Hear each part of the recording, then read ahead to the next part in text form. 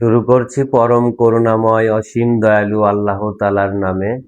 যে আল্লাহ তাআলা আমাদেরকে এত সুন্দর আকৃতি সূরাতে এই মানব জীবন দান করেছে।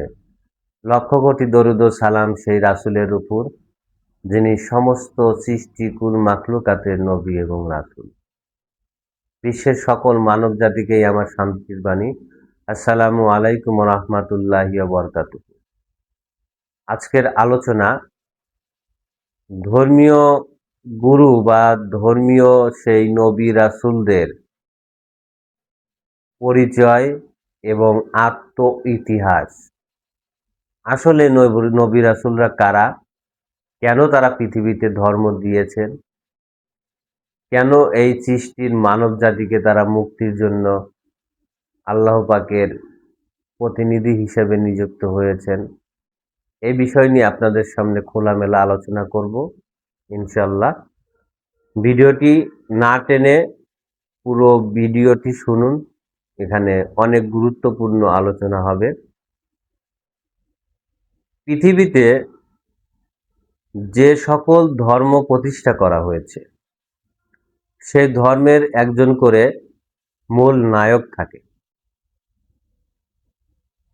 সেই মানুষটা এই পৃথিবীতে ধর্মীয় আইন নীতিমালা প্রতিষ্ঠা করেন। কিভাবে সেই ধর্ম মানার ভিতর দিয়ে সেই মানুষ সেই স্রষ্টার সান্নিধ্য পাবে, স্রষ্টার রঙে রঞ্জিত হতে পারবে। যেমন ইসলাম ধর্মের মূল গাইডলাইন আল কোরআন। সেই আল কোরআন আমাদেরকে সে আল্লাহর রঙে রঞ্জিত হতে বলে, আল্লাহর পবিত্রে পবিত্র হতে বলে, নিজের স্বীয় অস্তিত্বকে পবিত্র করতে বলে, কায়েম করতে বলে, আত্মচেতনা শক্তিকে জাগ্রত করতে বলে, নফসে মুতমাইনে হতে বলে, মুসলমান হতে বলে। এই যে বিষয়গুলো আমাদের সামনে উপস্থাপন করা হয়েছে, এর মূল যদি একটি জিনিস দাঁড়া করায়, তাহলে এই মানুষকেই পূর্ণ অস্তিত্বকে কায়েম করার জন্য এই আল কোরআন কি করলো? একটি পথ দেখালো যে তুমি তোমাকে আল্লাহর দেওয়া যে আমানত, তোমার জান মাল, তোমার অস্তিত্ব, সব কিছুকে কি করো? তুমি হেফাজতদারি করো, পবিত্র করো, পূর্ণ করো, নিজের করে নিয়ে আল্লাহ পাকের কাছে ফিরে যাও। এরকমই একটি বিষয়। আর এই বিষয়টাই যখন কোনো মানুষ পূর্ণ করেছিল কোনো একটা নির্দিষ্ট জাতের বা জীবনের উপরে, তখনই সেই জাতের জীবন দ্বারা তিনি দেখতে পেয়েছে আমি এই জাতের নবী বা রাসূল।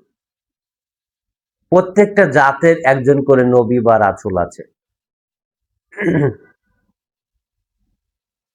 পৃথিবীতে অসংখ্য জাত বা সৃষ্টি দেখেন আপনারা। আমি যে জাতের কথা বললাম, আপনারা হয়তো আবার বলতে পারেন যে হিন্দু এক জাত, খ্রিস্ট এক জাত, বৌদ্ধ এক জাত। না, এদেরকে কোনো জাত বলা হয় না। এরা সবাই মানুষ, এদেরকে কখনোই জাত বলবেন না। জাত হলো এই সৃষ্টিরা। গরু এক জাত, পাখি এক জাত, মাছ এক জাত, হ্যাঁ, ছাগল এক জাত, গাছ এক জাত, মানুষ এক জাত, এদেরকে জাত বলা হয়। এবং পাঁচ পাঞ্জাতনের ভিতরে, পঞ্চ রিসালতের ভিতরে যে সৃষ্টিগুলো আছে, এরা সবাই এক একটা জাত।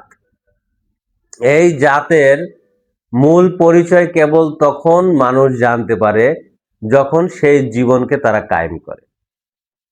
আর যখনই কায়েম করে তখনই তারা দাবি করেছিল যে আমরা নবী এবং রাসূল। নবী রাসূলের ভিতর আবার পার্থক্য আছে। নবী হলো ফিমেল সত্য আর রাসূল হলো মেল সত্য। যেমন এই মানুষের নবী এবং রাসূল আছে।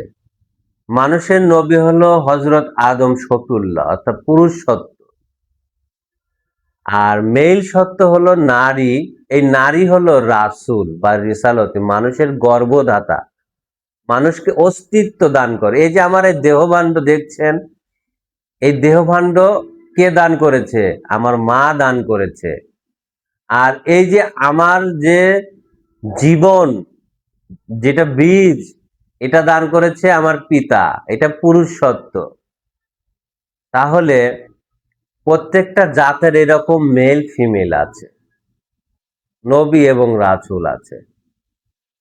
তাই আমরা যারা এই পৃথিবীতে ধর্ম অনুসরণ করি, অনুকরণ করি, প্রত্যেকটা মানুষই কোনো না কোনো ধর্মকে অনুসরণ অনুকরণ করে, কিন্তু সেই ধর্মের ধর্মীয় দলিল কারা প্রতিষ্ঠা করেছে, সেই নবী রাসূলদের পরিচয় কি, তারা কোন জীবনের উপরে নিজেকে প্রতিষ্ঠা করে এই ধর্মকে প্রতিষ্ঠা করলেন বা নকশায় গেলেন, আর ওই ধর্ম মেনে এই মানুষ কোন জাতের নবী বা রাসূল হবে, এ ধরনের কোনো প্রমাণ আছে কিনা এই মানব জাতির কাছে?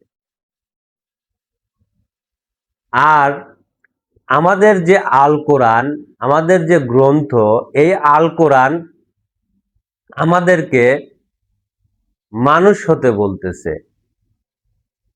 এবং এই মানুষ হলো আল্লাহ পাকের তরফের প্রতিনিধি বা খলিফা। আল কোরআন, বাইবেল যে গ্রন্থগুলো আছে সেখানে যাবেন, দেখবেন যে আল্লাহ পাকের তরফের প্রতিনিধি এই আদম। এই আদমকে সর্বশ্রেষ্ঠ জ্ঞানী বলা হয়েছে।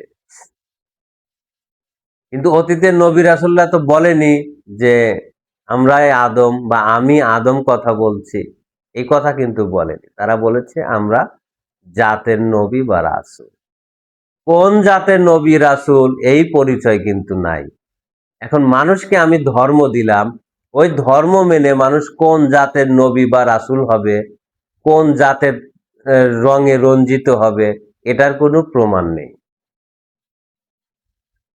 কেবল এই ধর্মটাই, এই জীবনের বিষয়টাই এই পৃথিবীতে আমার মুর্শিদ এবং সেই মুর্শিদের ছাত্ররা এই পৃথিবীতে এগুলো প্রকাশ করছে। মানুষ জানেই না, আজও পর্যন্ত জানে না এই ধর্ম বিষয়ে কি পরিচয় আছে সেই নবী রাসূলদের। শুধু তারা সেই অতীতের ধর্মর যে গ্রন্থগুলো আছে তারা সেগুলোকে ফলো করে। মূল গ্রন্থ তো আপনি নিজেই, আপনি একটা পৃথিবী, আপনার পৃথিবীর ভিতরে যদি আপনি আপনাকে খোঁজেন, তাহলে তো সেটাই উত্তম ছিল। আপনি জ্ঞান আহরণ করেন, দেখেন আল্লাহর সৃষ্টির জগতের ভিতরে সর্বশ্রেষ্ঠ এই মানব জীবন। আর এই মানব জীবন ধারণ করতে গেলে এই মানব গুরুর কাছেই আসতে হবে, সেই আল্লাহ পাকের তরফের প্রতিনিধির কাছেই আসতে হবে।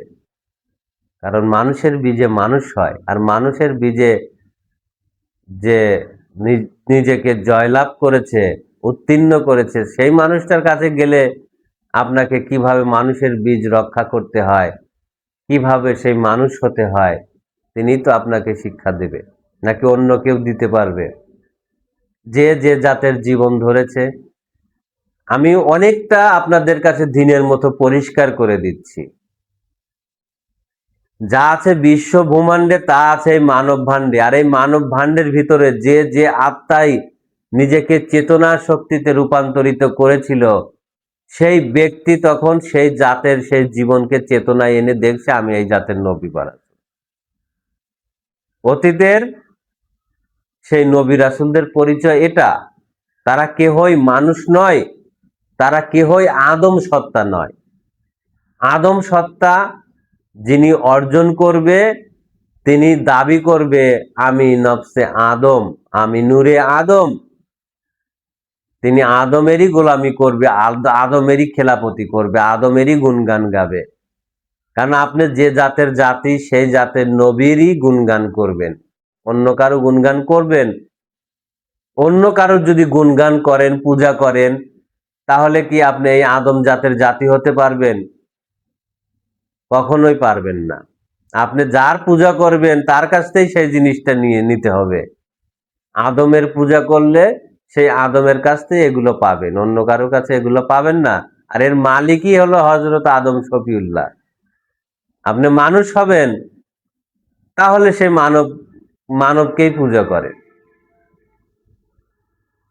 আর সেই মানব অস্তিত্ব, মানব জীবন তো আপনার ভিতরেই আছে। আপনার অন্য কারো কাছে যেতে হবে না, শুধু একজন পথ প্রদর্শক লাগবে। সেই সঠিক পথ প্রদর্শক যখন আপনাকে সেই জীবনের উপরে ঈমান এনে দিবে, পথ চলার হুকুমত দিবে, তখন আপনি সেটা অর্জন করতে পারবেন।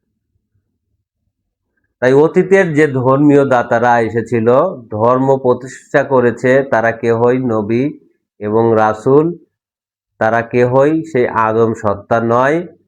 তারা বিভিন্ন জাতের জাতি, এবং এই সৃষ্টিকুলের সেই রিসালতি সত্য পৃথিবীতে প্রকাশ হয়েছে। আর সৃষ্টিকুলের রিসালতের আর এই মানুষের রিসালতের ভিন্নতা রয়েছে।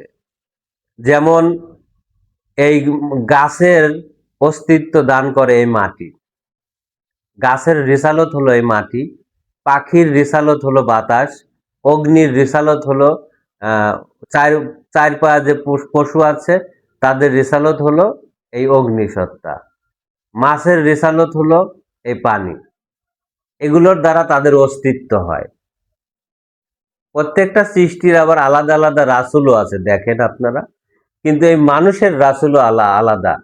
এই মানুষের রাসূল হলো সর্বশ্রেষ্ঠ উচ্চ আকাঙ্ক্ষা, সর্বশ্রেষ্ঠ রাসূল, যার গর্ভের ভিতরে এত বিশাল গর্ভ, যার গর্ভের ভিতরে মহা ব্রহ্মাণ্ড থাকে, সেই মহাবিশ্ব থাকে, মহা অস্তিত্ব থাকে। আপনারা বলেন তো, বা কোরআন বলেছে তো, যা আছে বিশ্ব ব্রহ্মাণ্ডে তা আছে মানব ভাণ্ডে। আর এই মানব ভাণ্ড তৈরি করে দেয় কে? আমার আপনার মা। তাহলে সেই মায়ের গর্ভ কত বড়, কত বিশাল, এই রেসালতি কত সুন্দর, সর্বশ্রেষ্ঠ রেসালত। আর এই রিসালতের ভিতর যে নবুয়তি সত্তা, যে আদম নূর, সেও সর্বশ্রেষ্ঠ নূর, সর্বশ্রেষ্ঠ জ্ঞানী, সর্বশ্রেষ্ঠ আলোজ্যোতি তার। এই জন্যই আল কোরআন বলেছে আদম সর্বশ্রেষ্ঠ এবং জ্ঞানী। আদমের উপরে কেউ জ্ঞানী হতে পারে না। কোনো গরুর ক্ষমতা নেই সেই মানুষের উপরে জ্ঞান খাড়া করে। তাই মানুষের জীবন ধারণ করুন নিজের অন্তরের ভিতরে। সেই নবী রাসূলদের জীবন আপনারা আর কেউ ধরতে পারবেন না। ওই যুগই খতম হয়ে গেছে, দিনী যুগ এবং রাতের যুগ। এটা দিনী যুগ, এটা মানব হওয়ার যুগ, এটা আল্লাহর দিনের যুগ। এখানে নবুয়তি যুগ এলাও নয়। অতীতের সমস্ত নবুয়তি ধর্ম খতম। এই যুগে শুধু সেই মানব গুরুর পারমিশন চলে, আল্লাহর তরফের প্রতিনিধি হযরত আদম শফিউল্লাহর পারমিশন চলে, তার জাতের জাতি হওয়ার ধর্ম চলে। অন্য কোনো কারো জাতি হওয়ার ধর্ম পৃথিবীতে আর নেই। ইহাই মহা সত্য বাণী আপনাদের কাছে আমি উপস্থাপন করছি। এই বলে আমি আমার আলোচনা এখানে সমাপ্তি করছি। আসসালামু আলাইকুম ওয়া রাহমাতুল্লাহি ওয়া বারাকাতুহু।